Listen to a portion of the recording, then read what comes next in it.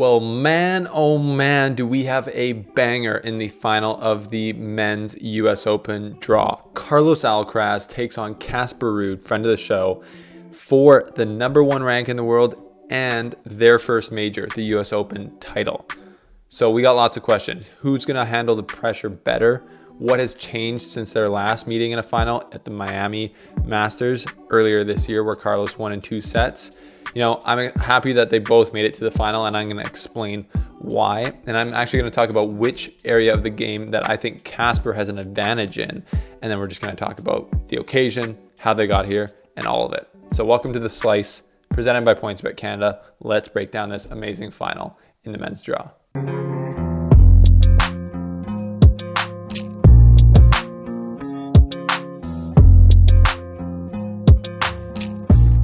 Wow, so last night, Ruud takes out Khachanov, fairly dominant performance, and then amazing, amazing battle again by Carlos Alcaraz to take out Frances Tiafoe. Just, I don't know how much gas this kid has in the tank. It's just endless. He's so athletic, so springy.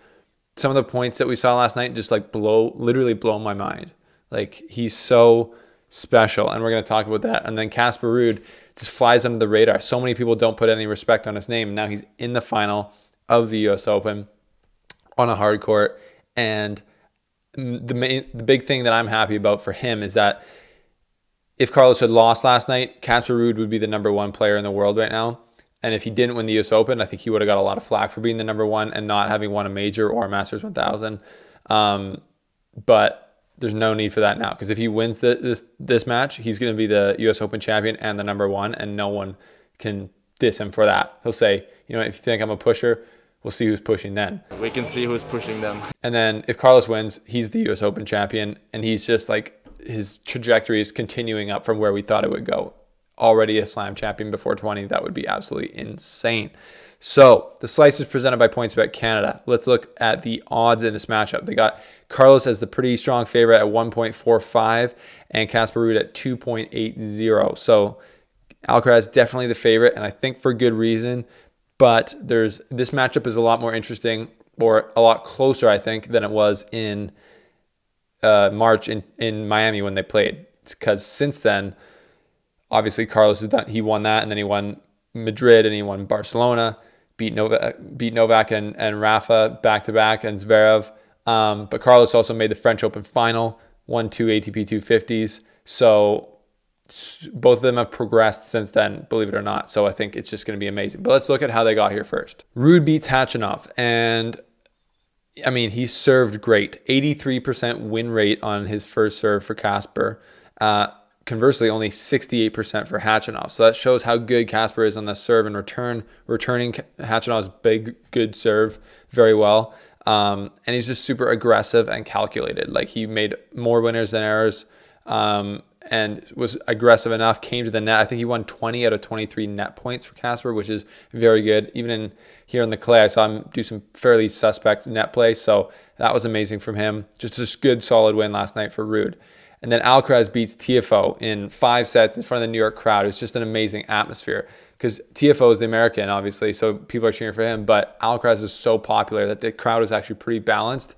And I feel like they were just cheering for amazing tennis, which we saw. Alcaraz, 59 winners, 37 unforced errors, so good. And after losing the first set, just bounced back and went on the run really well. Confession, I did actually go to bed after the first set, because that match started at like 1:30 here my time. I could only stay up to like 2:30. I watched match and a half, but I did look at the stats deeply, watch all the highlights afterwards.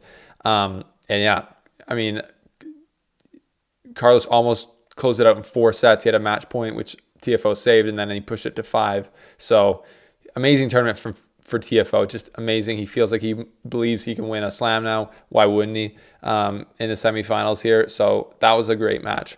But now coming into this final matchup, Ruud versus Alcaraz. And I'm going to give my prediction at the end of the video, so keep watching. But there's so many dynamics into this. I'm going to talk about pressure, the serve return, how much Ruud will run around backhand, what he's changed since Miami, etc. The pressure, both have felt it for sure. If you remember back to Montreal when Carlos Alcaraz lost to Tommy Paul, I think in the second round, his first match, he said, you know, I didn't handle the pressure. I'm not used to or comfortable playing as the favorite now. Well, he's going to be the favorite in this final. So how's that going to affect him? And then Casper Ruud is going to have pressure as well. This is his second slam final. He's the older player. There's lots on the line. I think maybe he'll have a little bit less pressure because he's not the favorite, but you don't want to lose again for the third time in a row. The head-to-head's 2-0 for Alcaraz right now. You don't want to lose 3 times in a row to a guy who's not 20 yet. So there's going to be lots of pressure on Casper Ruud as well.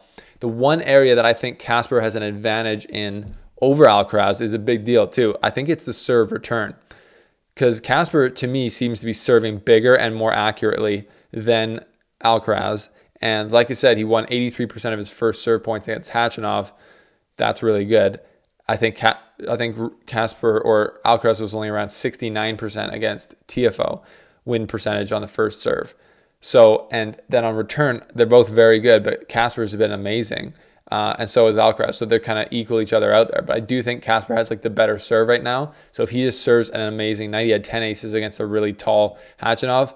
See how many free points he gets against Alcaraz. And that could really be a slight advantage, which could turn out to be big if Carlos really doesn't serve well, or it goes, to a lot of tie breaks. So we'll see about that. So that's interesting. I don't think that's something that Casper's added to his game. He's beefed up his first serve a lot, and it's gotten really, really elite.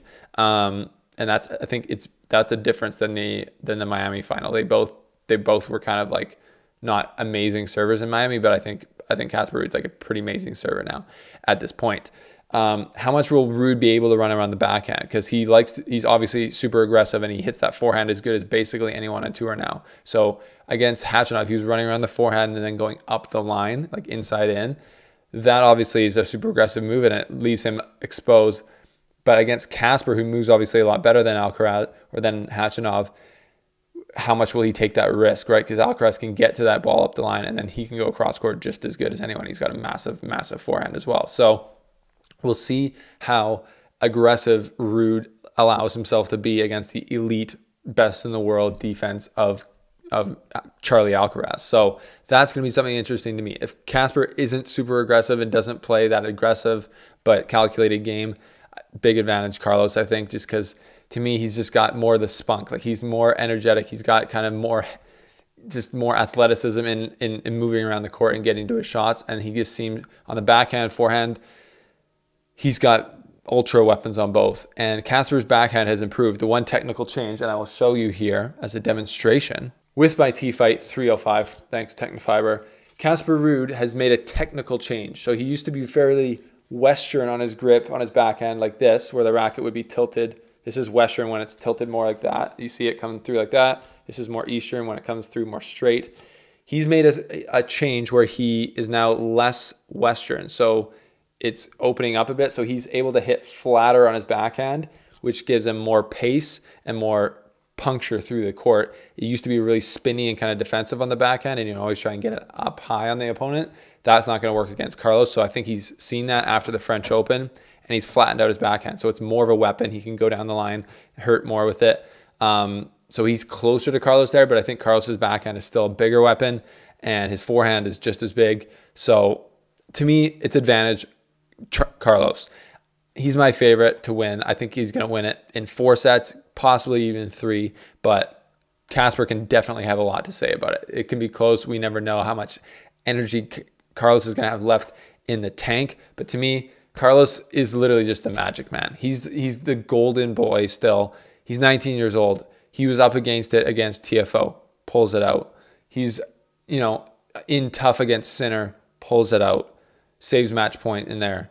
And some of the points that he plays, like they're behind the back against Sinner to win. And then there was the one yesterday against TFO where he just charged down like 3 or 4 impossible looking gets and then just ran backwards and hit a winner from like behind him. It's like the animalistic athleticism that if you took like the sprint, the stretchiness, the amazing movement of Djokovic, the explosiveness of Federer, and like the strength of Nadal, and combine it together, that's like that physical specimen of Carlos Alcaraz, and he's 19 years old. So I just feel like there's something special where he's just going to find a way to win this title, cap off his run to the top of the game, be the number 1 ranked player, and it's just been the most incredible rise of an 18, 19-year-old we've seen since, Federer didn't even rise like this at 18. It's since Nadal. So absolutely nuts. I can't wait for this final. Both guys can win. My prediction is Carlos Alcaraz in 4 sets. What do you guys think about this matchup? Let me know below. And may the best man win, be number 1, and be the U.S. Open champion.